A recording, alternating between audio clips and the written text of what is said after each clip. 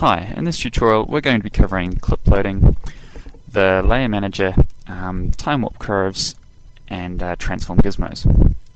So the first thing I'm going to do is create a new character. And I'll start by loading our GameChar character preset rig. Now, one thing you may have noticed is that if you select a bone and set your transform gizmo to local, is that for Cat2 now the x-axis is the down axis. All bones now face down along the x-axis. Characters created with Cat1 use the z-axis as the down axis. And I'm going to load an animation clip that was created using Cat1. So to do this, I first need to change my character to using the z-axis. If I change this to z, now when we select our bones, we will notice that the z-axis is now our down axis.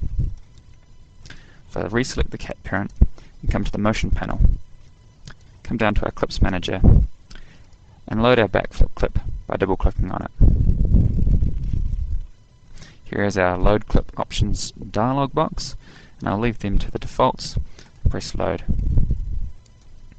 We have a new layer now in our layer stack, and I'll need to put my character into motion mode so I can see the motion. I'll need to extend my timeline, so I do this by right-clicking with Control and Alt selected so we can see the entire animation clip. At this point I need to open up our Ranges editor. The Ranges editor is a special track view that's been set up by the Cat rig to display the ranges for each layer separately.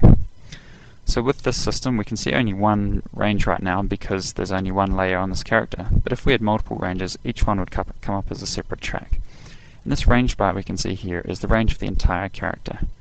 So if I move this range, we actually edit the entire character's animation in one go. So when I select this character, we can now see all the keyframes, and as I move this range we can see all the keyframes being moved around.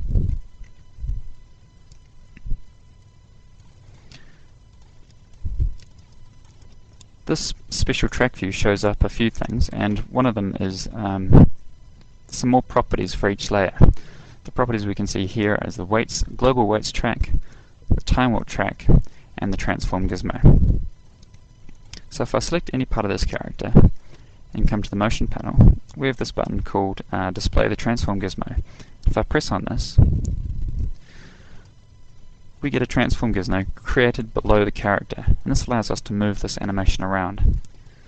It's as if the entire character was linked to this dummy, but each layer has its own transform gizmo, allowing us to line up layers separately from each other. Also, we can see in this curve editor the time warp curve. The time warp curve is useful for retiming animations.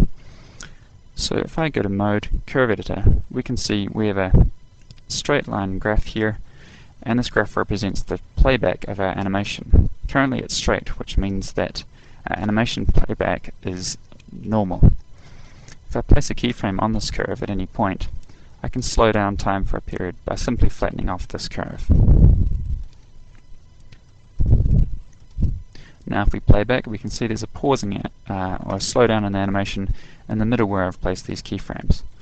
If I flatten out the curve completely, then time stands still. These curves work in the same way that ease curves do in Max, but we can use one curve to retime the entire animation. If I make the time curve go downwards, then of course our animation now gets played backwards over that period.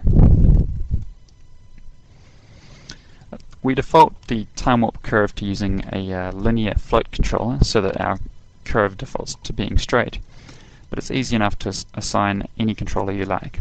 So if you like, you can assign the Bezier float controller, and now we get a curvy time warp curve.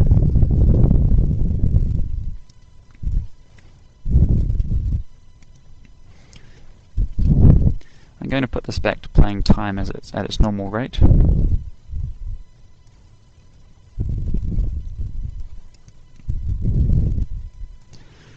And go back to dope sheet mode. Now in dope sheet mode we can see we have this extra toolbar popped up here called the position ranges toolbar. Normally, in Max, when you move a range bar around, it moves all the keyframes. But each track still has its own independent range setting. So if I select the thigh or the foot, the track for this foot is looping over this period here. And what we can do with this position ranges track is force the entire character to loop at the exact same frequency. So we can also use this track to trim and clip our animation. So if I turn on position ranges and move the end of this track bar back, it doesn't now edit the keyframe positions, but only edits the range of the animation controllers. We can now see that the animation is not playing back the entire animation. In fact, it's set to loop at exactly this time range we have specified. And this is the whole purpose of position ranges. It's called decoupling your animation ranges from your keyframes and setting them to manual.